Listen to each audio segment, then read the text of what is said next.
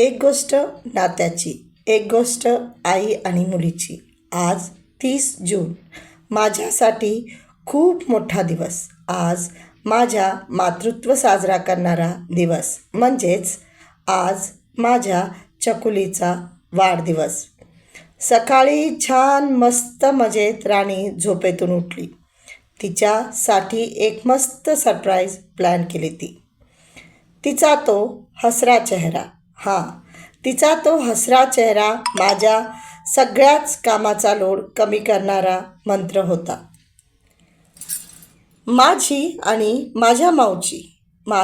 माझ्या माऊची गोष्टच वेगळी.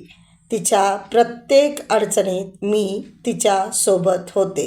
म्हणजे तिला चालवताना माझा हाताचा स्पर्श, तिला घास भरवताना सांगितलेली ती गोष्ट, तिच्या पुस्तकांना कवर टाकताना आवरलेला तो पसारा. सगळ्या गोष्टी माझ्या मदतीनेच होत होत्या. पण अलीकडे आता ती खूपच जबाबदारीने वागत आहे. पण तिच्यात अजूनही अधूनमधून बालबुद्धी डोकवते. आता ती माझीच काळजी घेते. असं वाटू लागलं की घरी एक आजीबाईचा वास आहे. बाबांना घास भरवते, मला स्वयंपाकात मदत करते, खूप सारे गप्पा मारते.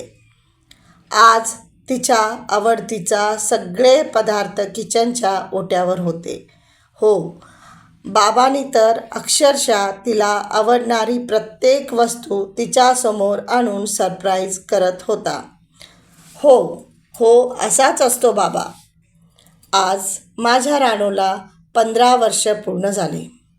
तिच्या सोबतीचा प्रत्येक क्षण मी अनुभवला. अनिका, खूप खूप मोठी हो.